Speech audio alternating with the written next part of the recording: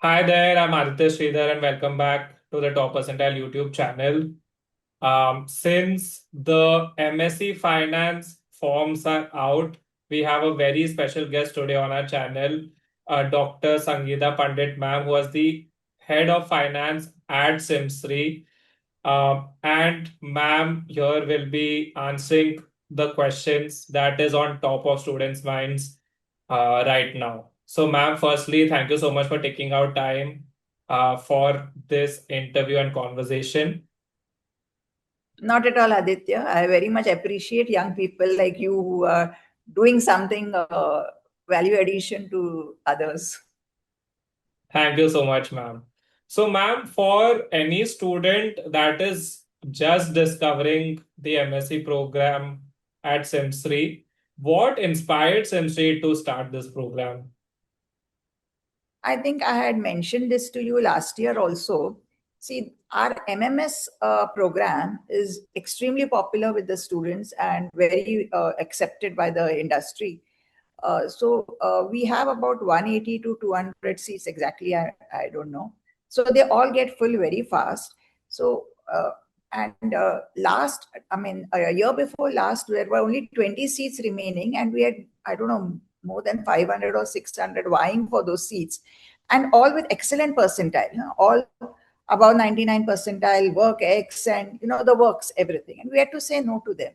So the director, sir, and me we feeling sad. I mean, such brilliant students, we cannot take them because of the limitation as to the number of seats we have in MMS. And we were always thinking since long to do MSc Finance. So then that thought just came, why just we implement it? And then they say, no, when the time comes, it comes. So it just happened. We implemented MSc Finance and it was a roaring success. That is amazing to hear, ma'am, that it was started to give students this chance to study at SIMSRE. And now that 1 year has passed of the first batch joining MSc Finance, what has been some of the highlights of the program of the students? Okay, so what we have done with this program, we wanted to give something more in this MSc Finance program. So what we did, we had an association with CFP, Certified Financial Planners, who have various levels of exams.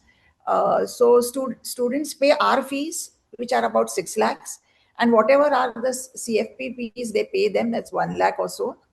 But they assist us in giving us very good faculties, in giving us opportunities for live cases, placements, and also their syllabus a lot dovetails into our syllabus, which is more skewed towards wealth advisory services. But Got still, it. we have other subjects also. Maybe two subjects are sort of skewed towards CFP syllabus, but four subjects could be other subjects like corporate finance, technical analysis, which is not there in it is more so that brings a lot of 360-degree look to the finance course as such. So the highlight, I would say, most of the students today are certified by Certified Financial Planning Board of US that they are investment planning strategists. They are past level 1, and now June 23rd, most of them are giving the retirement planning and tax planning exam. So this is Got a it. 2 years course, 4 semesters. So after every semester, they will be giving SIMSREE University exam. So after 2 years, they would be MSc Finance SIMSREE, plus they would all be CFPs, Certified Financial Planners. But that doesn't stop them from going into other fields of finance. This is just an additional exposure to them. There are students who are doing, one student has passed FRM level 1. There are students who have started studying for CFA level 1. So that's fine. They are open to doing other courses also. I know one is studying for CMT, and what is that? CME also one has applied for. Got it, ma'am. Ma'am, you mentioned about placements. Obviously, I mean, they're set for placement this year, but the summer placement, I think, would have been completed. So, what kind of roles did students get? What kind of companies came on campus? And if you can just give us a range of what stipend students can expect this year. Okay. Yeah, so this was the first year. We really didn't know how to go about it. So our MMS placement committee appointed a few students from MSc Finance to be part of the placement committee of MSc Finance. And so the students were trying, but somehow everybody jumped into the bandwagon. All the faculties were wanting to help. People from industry who had come as guest lecturers wanted to help. The CFP wanting to help. And then with so much of energy, we had amazing placements. So we had three people in Tata Capital, and they're so happy with them that they want them to continue their internship. We had one person in HDFC AMC. First, they gave her a sales role, but she was so good that only 10% of her time goes in the sales role, and 90% goes in product development, because she is basically an engineer. She was very good at technology. So we have one who's in Ashiana, and they are thinking of giving her a PPO, because she's very good. So we had some very good company. One is in Credence Data Asset or something, a Gurgaon company. So they are very happy with this student who is there, and they are in talks to say extend his internship, which may lead to a PPO or which may not lead to. But I'm very happy that most of the recruiters are coming back and saying that your students are very good and we would like to extend our internship with them. And with that in mind, I'm thinking of keeping semester 3 only in the mornings, 9 to 10:30. So the students have the full day to do whatever they want, live project or something. But we will monitor to see that they're doing something, some internship, some live project or something in their semester 3. Got it, got it. It's amazing to hear, ma'am, that in the first batch itself that students have got amazing opportunities. And once they've gotten those opportunities, they have proved their talent, their work ethic, and what they can offer to the company. So it's great that the feedback from the company to the students and college is also great.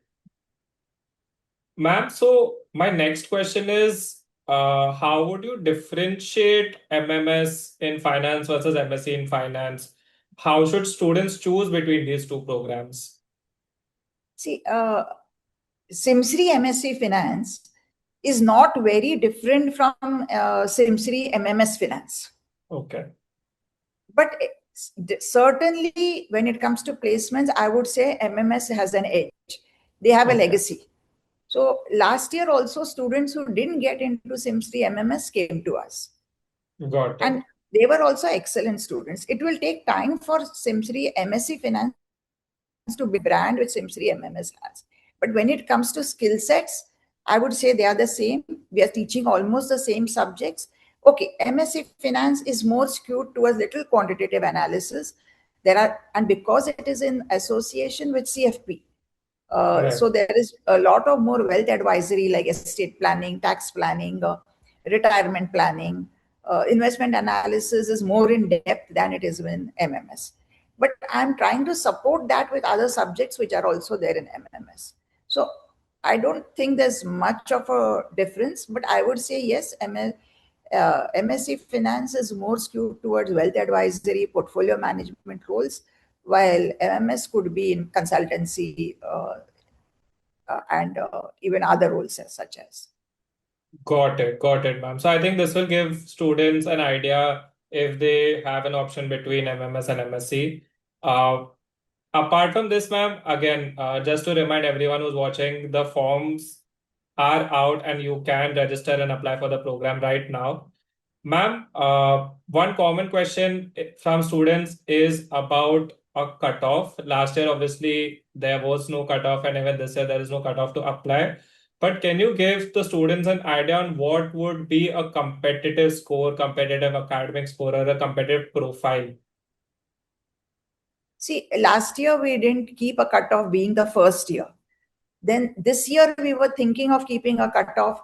We were also thinking of filtering the students with some test so that we get students who have an aptitude for finance and not somebody who's just coming, trying if they're getting admission. So there were so many ideas floated, but then our admission committee, which is made up of very prudent visionaries, we have someone from JBIMS, we have someone from the ministry, we have someone from the industry, and they all told us keep the same model for the first 3 years. Let it stabilize. Don't confuse the students. So exactly the same model we will follow as last year. last year, I think the cutoffs were somewhere 94 or 95 percentile, uh, uh, both for CAT and CET, maybe a 0.5%, 1% difference, maybe. And then it came down to, I think, 92 percentile after GDPI. So, and we called everybody who had applied. Of course, I think about 20% didn't turn up. They may have got admission somewhere or they changed their minds also. So, out of the 350 or 360 which turned up, we put all of them in line. The Right. top who, the top in this, and then they were open to take admission. But see, we are not wanting to capture students. Like if they take admission, they give us a DD, we don't deposit in the bank, we keep it with us. And if they get admission, say in some IM or in JBIMS or FMS or wherever they would prefer, their first preference, then as is we give the DD back and Got all it. their original papers. We don't want to capture students to come to us. Like we are okay, we know that we have just 32 seats and they will get filled. Of course, we want the best 32 to come. Got it. So Got it, ma'am. once one leaves, the other in the list gets the this. See, I'll tell you, one seat only got vacated because somebody left. We had about, you will not believe, I'm not exaggerating, about 1,000 calls the college got, and we had about 50 people at the counter begging us to give admission. But then we said no, it is totally transparent, it will go as soon as the marks come, we put it up on the website, so there is no way we can do anything. So as per the website, whoever is in the list will get the next. That's amazing, ma'am. Really good for students to be assured that this process is completely fair and transparent. Ma'am, another question about the selection process. Can you tell us the weightage on academics, work experience? Is there marks for gender diversity, academic diversity? We have not, we are following the same model as last year.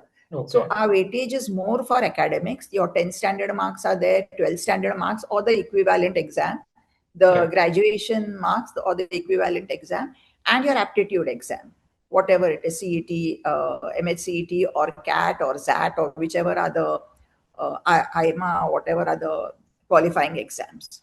So most of the marks are for that, and then there is GDPI. But I have seen last year what has happened. Those who have scored lower, little over here, made it up by doing very well in GDPI. So it's not that anybody who has a score of 89 or 88 does not have a chance. If they do very well in GDPI, there is enough weightage for GDPI also. that's amazing, ma'am. So, ma'am, talking about GDPI, what are the panelists looking for in the GDPI process? What can students do to See, stand out? I think in the group discussion, we are looking more for, say, how they can do PESEL analysis, like they should know what is the political situation in India and abroad. They should know the economic situation globally and in India. They should know the social fabric of India and other countries which we trade with. They should know a bit of technology, where we have reached and where we are trying to reach. They should know about the environment, uh, uh, climate change, carbon footprints, and of course the legal issues, like basics of, like in you have caveat emptor, buyer beware in Right. buying, or you have ubere me fide, I mean in insurance, utmost good faith. So these are some basic things in law, or a contract, how you keep, you can't I mean rescind it, you can't once you sign it. So there are some basic, which is common sense, I would say. That means it would be all generic topics sort of in GD. Checking, that is why I'm telling you another thing, which off tangent I'm going. Those students who have studied for UPSC exams, generally they do very well in Right. GDs, because they have a lot, they study a lot of general knowledge. And then PI would be more to see how the student would fit into the SIMSREE culture, because SIMSREE Right. culture is, little different, or uh, it's very student driven. Right. Uh, so they need that passion. They need to be proactive. They can't expect the fruit to fall on their laps. They have to work for it. So they have to be a little passionate, they have to be a little proactive, they should be ready to uh, uh, come up with ideas and take ownership for some projects or events which they may create or they may support. So we are looking for the attitude also over there in PI, and we are also looking if they will be having a aptitude for finance. Got it, ma'am. One final question, ma'am. What is your last final piece of advice for the aspirants of this program? I think anybody who has got a score above 80 should apply for it. They stand a chance because we don't know, every year the wave is different.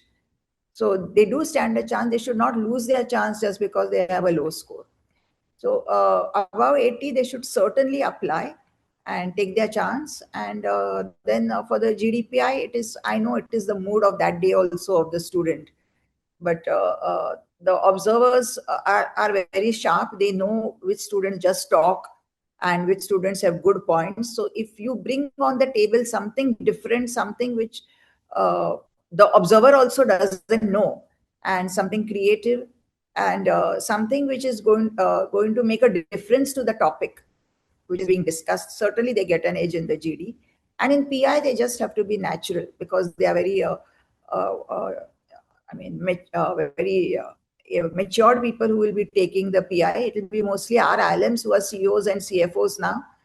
They understand what people from body language, from what they are speaking. So they just have to be natural and honest with what they answer. Got it, ma'am. I am sure this is going to be really helpful to all the students who are aspiring to get into this program. Thank you so much for your time, ma'am. And just a reminder to all the students who are watching, the forms are open. The last date is 30th June. Please don't wait for the last date. Please do apply as soon as possible. And all the best to everyone.